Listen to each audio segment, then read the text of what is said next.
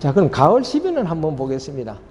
자, 가을 시비는 10월 말 낙엽이 지기를 해졌는데 옛날엔 낙엽이 지기 전부터 했습니다. 이게 왜냐면은 이 3차 추비가 있기 때문에 이때 하는 것이 아니고 낙엽이 떨어지고 나서 나무의 기부에, 즉 이 나무의 주지에 1m에서 1m 50 부분을 제한 나머지 전 밭에 골고루 비료를 뿌리셔야 됩니다. 그럼 이때 지금 뿌리는 비료는 우리가 노타를 하고 하지 않고 경운을 하지 않아도 겨울에 오는 눈이나 비에 의해 가지고 땅 속에 스며 들어가서 봄에 뿌리가 1차 생장 움직일 때 그 양분들을 빠바나 먹었다가 이제 5월 말에 기존 나무에 있었던 저장 양분이 다 소모되고 이제 양분이 필요한, 그러니까 나무의 2차 생육기 때 필요할 때 이 토양 속에 뿌리가 저장해놨던 양분을 올려보내줘야만이 정상적인 영양 바레스가 깨지지 않고 톱잎 바퀴가 굴러가듯이 맞춰서 올라가는 거예요.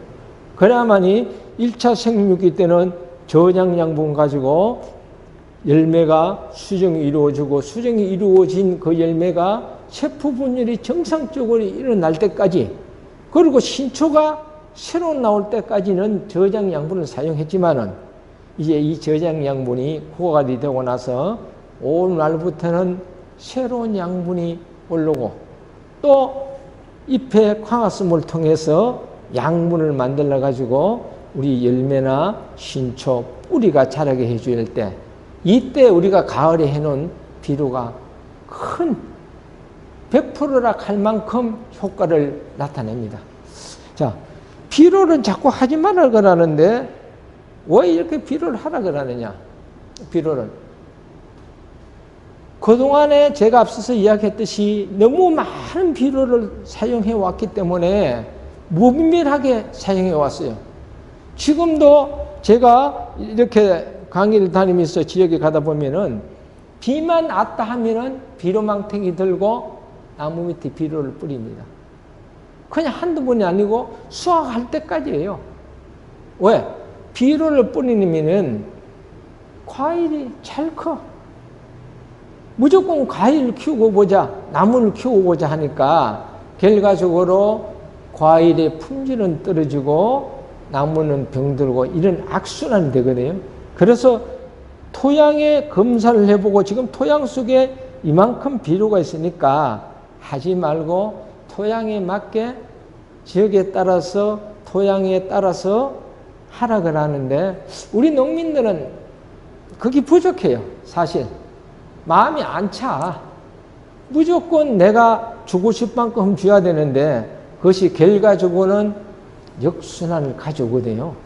그래서 비료는 방금 제가 말씀드린 대로 잎이 떨어지고 땅이 얼기 전에 하는 밑비료, 그리고 5월 달에 수세와 세력이 약해진 것을 확인한 밭에는 1차 추비 꼭 하셔야 됩니다. 그러나 수세가 좋고 세력이 강한 나무는 오히려 하면 안 좋으니까 하지 마시고, 그 다음에 8월 말에는 우리가 감사 비료라 하는 비료, 조생종은 하나도 충분하니까 중만생종 위주로 또 비료를 해주시면 됩니다. 자, 이렇게 비료는 3번만 하면 됩니다. 자, 그러면은 비료 시비량은 과연 얼마만큼 해야지 정확한 양이냐?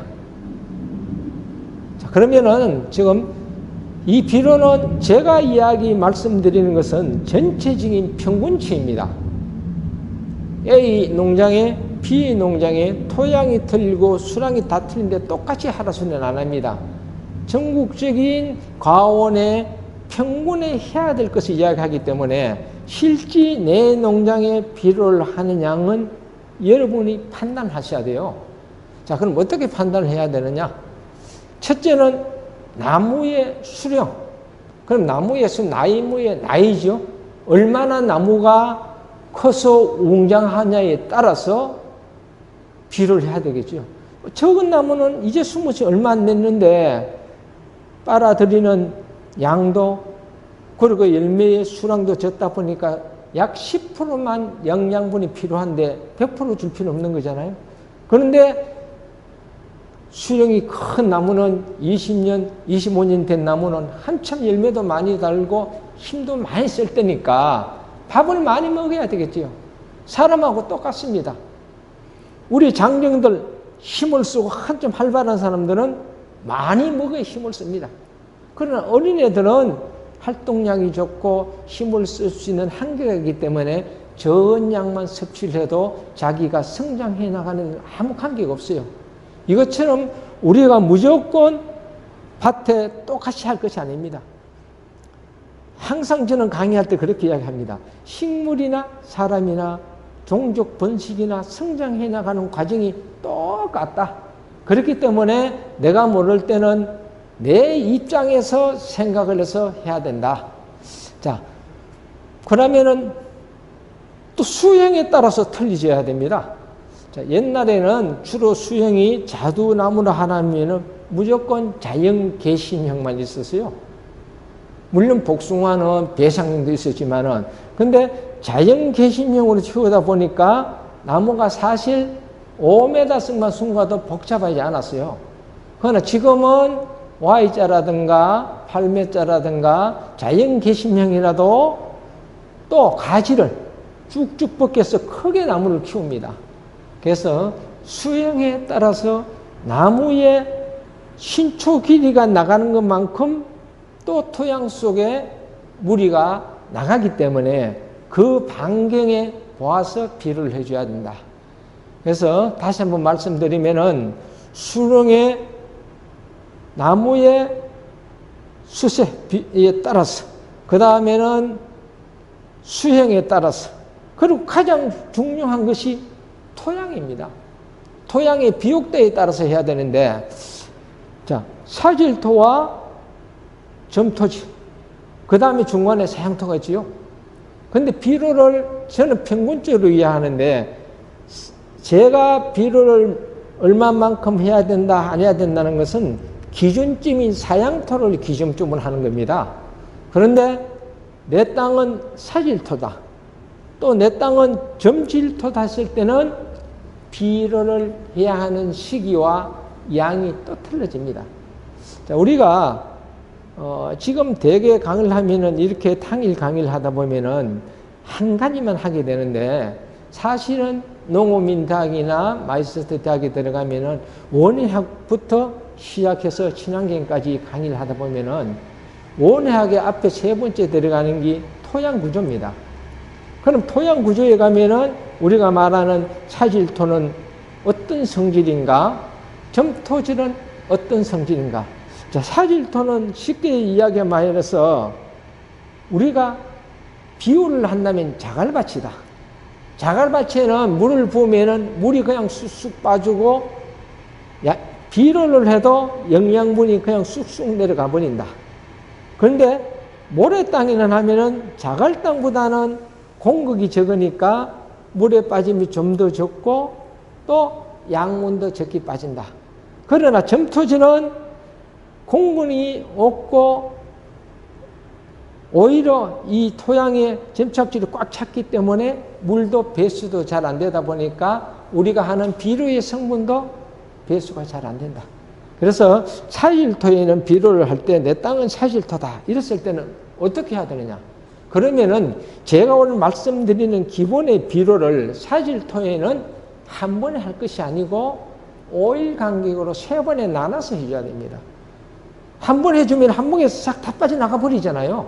그래서 3번에 나눠서 해주고 사양토는 정상적으로 한 번 해주고 그러나 점칠도는 내가 해줘도 이 점칠도는 공급이 없고 배수가 잘 안 돼 나가니까 비료를 2분의 1만 해도 오랫동안 그 성분을 안고 있기 때문에 과하지 않습니다. 그래서 토양의 비옥도에 따라서 그 토양의 비옥도는 여러분이 아시지 제가 여러분의 토양에 대해서는 모르잖아요. 그래서 토양의 비옥도에 따라서 조금은 까다롭지만은 이 사질토, 모래땅 같은 데는 3번에 나눠서 해주고, 사양토는 1번에 해주고, 그리고 점토지는 그 2분의 1을 해주는 것이 가장 적합한 비료 주는 방법입니다.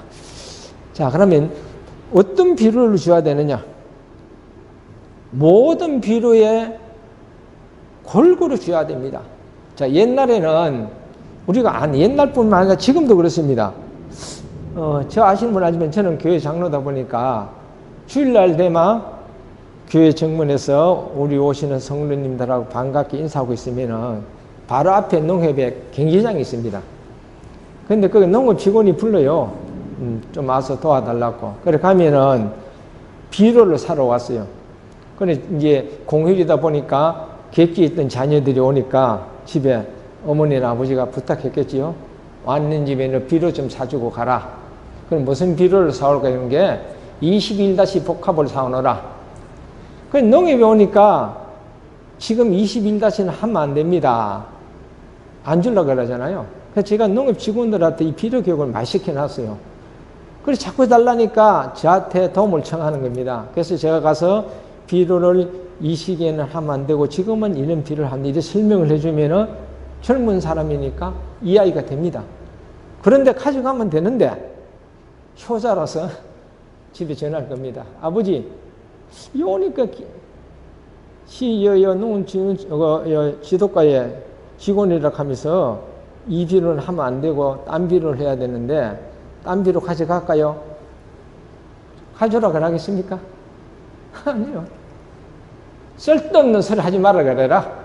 지금까지 그 비료 가지고 농사 다 지어왔는데 잔소리 하지 말고 21 가져오너라. 이게 오늘의 우리 농촌 현실이에요. 답답합니다. 제가 이렇게 강의 다니면 이렇게 해도 오늘 여러분이 또 이렇게 정말로 온라인 교육을 받고도 또 여러분하고 봄에도 교육을 했을 때도 제가 말씀드리는데 실천이 안 됩니다. 왜? 욕심이 많아서 욕심이요. 이것 가지고는 도저히 안 돼서 내가 많이 줘야만이 얘들도 잘 크고 나한테 많이 줄 거라고 생각을 해가지고 비료를 절대로 그렇게 안 합니다. 그런데 옛날에는 우리가 21-17이면은 모든 작물에 다 필요했어요. 그래서 요즘은 원예학을 연구하고 또 한 공부하신 분들이 지금까지의 질소 인상가리 이주가 아니고 정말로 나무에 가장 많이 필요한 것이 칼슘과 코토다. 이게 이제 밝혀진 거예요. 그래서 지금은 나오는 비료에는 질소, 인상가리, 코토 1, 분소 0.1 이렇게 지금 들어있습니다. 이게 지금 제가 어떤 분은 비료를 많이 하지 말아 가는데요. 친환경 교육을 가도 저는 그 밭에 알맞게 비료는 꼭 하나가 납니다. 왜 그렇습니까? 비료는요, 그냥 나온 게 아니고 최첨단 과학을 거쳐서 강물에서 물질을 추출해가지고 분석해서 토양에 맞게끔 제조되어 나온 것이 비료입니다. 그래서 비료를 꼭 하셔야만이 좋은 품질을 만들 수가 있는데 왜 비료를 자꾸만 못 쓰게 하느냐? 비료를 쓰게 하라니까 너무 가용을 많이 하다 보니까 오히려 품질을 버리고 나무에 많은 병이 오기 때문에 비료 사용을 자꾸 금하는 겁니다. 자, 그래서 우리가 비료는 우리가 보통 쓰고 있는 3요소 21- 비료는 정말로 또 가온에 써야 할 때가 있습니다. 자, 오늘 이 강의 들으신 분 중에 나는 지금 자두나무를 식재한 지 5년 미만이다 하는 농가하고 5년이 넘는 농가들이 있을 겁니다. 그러면 오늘 교육을 하면은 5년 미만은 초급반으로 해가지고 기초부터 교육을 해야 되고 5년이 넘는 농가는 심야반을 해가지고 좀 더 단위가 높은 교육을 해야 되는데 이렇게 하다 보면은 5년 미만과 섞여 있잖아요. 그럼 제가 오늘 여기서 5년 미만 농가에 밑거름을 하는 방법을 가르쳐 드릴게요. 자, 5년 미만의 농가에서는 21-17, 17을 사용하세요. 그러나 열매가 달리는 6년 차부터는 21-를 사용하면 안 됩니다. 그때는 딴 비료를 사용해야 되는데 왜 나무가 자라는 5년까지는 21-를 사용하라고 하느냐 하면은 나무가 크게 키우고 나무를 빨리 자라게 하는 것은 21- 복합이 가장 뛰어납니다. 거기 있는 질소, 인산, 칼리 이 세 가지 성분이 나무를 잘 크게 만드는 성분이에요.